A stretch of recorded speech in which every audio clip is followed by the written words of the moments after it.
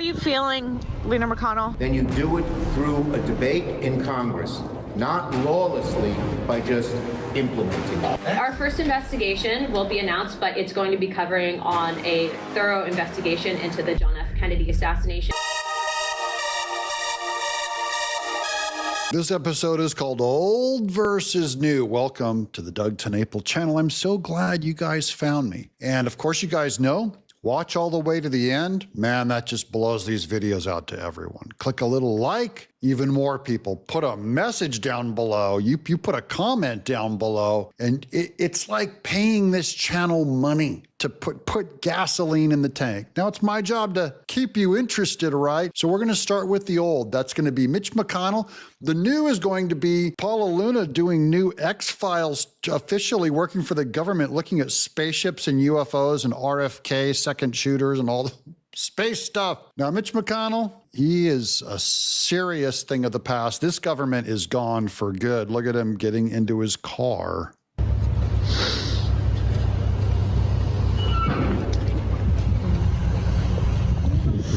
How are you feeling, Leader McConnell? He can't hear you. He can't respond. This reminds me of Nancy Pelosi when she got into her car. She had a double walker, like where they're barely kept alive. How are you feeling, Leader McConnell?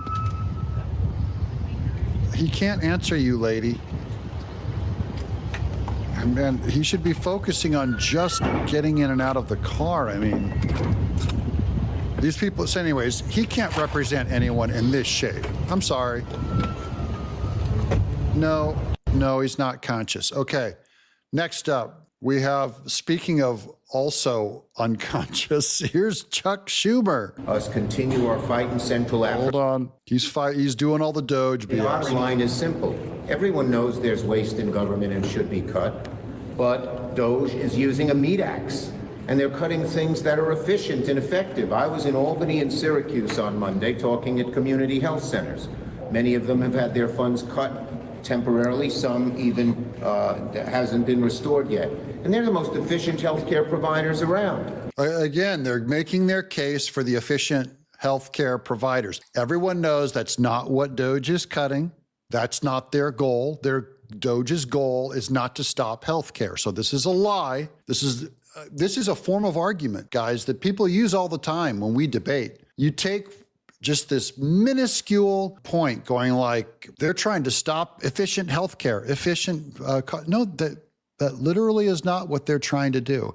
And now he's accusing Elon Musk and Trump of wanting to stop efficient healthcare, which is also not true. What you will not hear fall out of this guy's mouth, because it would actually be telling the big truth, right? Biggest truth you could tell is to go down the list of the things that they did pay for, which is wasteful. A huge percent of it is just like gay agenda in the Congo, gay agenda in the rainforest, telling which company where can have diversity hires, hiring enough blacks, hiring enough women in other countries. It's us trying to influence other countries to indoctrinate them into LGBT ideology. And I mean, if you count up all the money, it ends up being billions of dollars to preach an ideology to what like Africans should be thinking about what the junk in your pants means, who can have babies, what if a man can wear a dress. Our government is telling their people what to do, and they go like, hey, if you don't like this, if you don't agree with this, you'll be fired or we'll stop feeding your children. That's what bugs me. Back to Mitch. Take AID. Maybe there's some programs they don't like. But most people agree that PEPFAR was extremely effective and cost-effective. Most people would want to see us continue our fight in Central Africa against Ebola so it doesn't come here. And so the bottom line is very simple. Well, yeah. Trump and Musk want them to stop fighting the Ebola virus. That's Chuck Schumer's, that's all he learned from all the Doge corruption they found. Was trans musicals over in South Africa, was that to fight the Ebola virus? You could have put all that $50 million more into fighting Ebola if you really cared about Ebola, but you don't care. These Democrats do not care about all the things that they're claiming because they prove it by wasting so much more on their true priority, which is a religious adherence to pushing the gay agenda around the world. In America, we saw them do it in the public schools. A lot of this USAID stuff says like, this many people shall be hired who will be black. This is the percentage of people who will be women. This is the position of people who will be gay, even in this green, forestry service in the Congo. These people are nuts. He is completely nuts. He's completely lying to you also. Okay, if you want to make cuts, then you do it through a debate in Congress, not lawlessly by just implementing it. No, you just implement it. You don't got to do nothing. He does not. If it's under the presidential, if it's under his authority, he does not have to get your permission. Now, here is the weird part, the weird one. This is Rep. Paula Luna, Rep. James Comer. They announced the task force on declassification of federal secrets with Congresswoman Anna Paulina Luna as its leader. Now, this is going to get weird, ladies and gentlemen. Today is a great day for transparency in America because today I'm proud to announce the creation of the task force on the declassification of federal secrets. This task force will be a part of the House Oversight Committee and led by the very talented and persistent Congresswoman from Florida, Anna Paulina Luna. Yay, Anna Paulina Luna. We've covered her a lot, guys.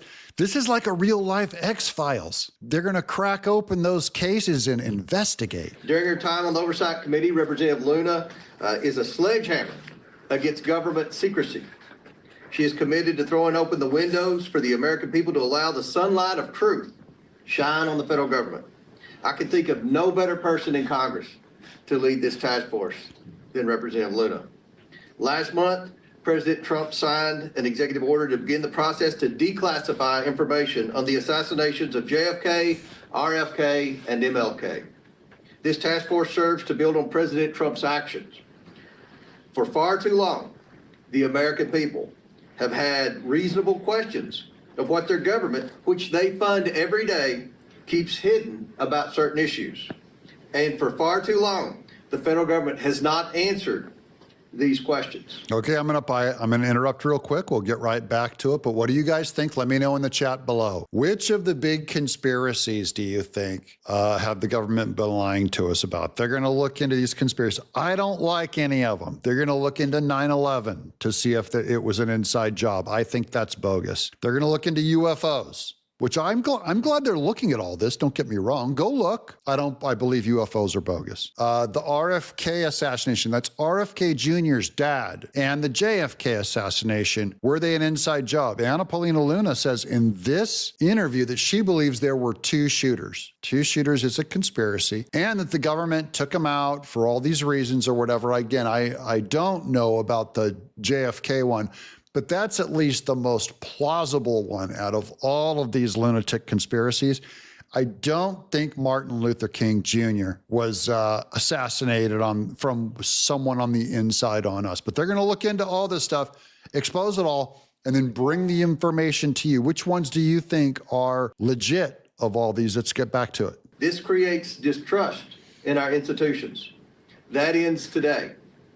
The voters of this nation delivered a historic mandate to President Trump on November 5th.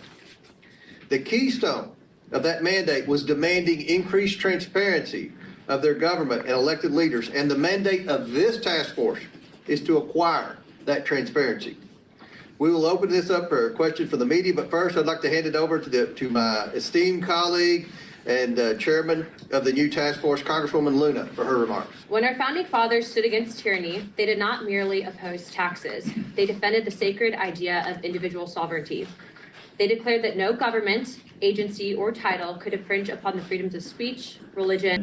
Whether it's President Trump or Attorney General Bondi or DNI Gabbard, if they disagree with what you're looking to declassify on a certain topic, whether it's UAPs or 9/11 or UAPs are how would you UFOs. handle if there's some stuff that they don't necessarily want to declassify? Well, certainly, I think that they'd be supportive, being that they're advocating for this, but also I want to remind the American people that this is bipartisan. There's also Democrats that are looking into answering these very questions, but certainly we would share that information with the American people. This is about transparency, and I think, again, as I stated for far too long, there's been a massive push to keep the American people in the dark, and that ends today. Will you have subpoena power? Chairman? The task force does not have subpoena power. I do. The task force is going to be subsidiary of the full oversight committee. So if we have to issue one, Congresswoman Luna, we'll discuss it and we'll take appropriate action. But in full transparency, we have a great working relationship, as I stated earlier, with the White House, with the DOJ, with the Secretary of Defense and the Secretary of State. The incoming FBI director, I think, will be very supportive, and we've also been told that the CIA director is very supportive.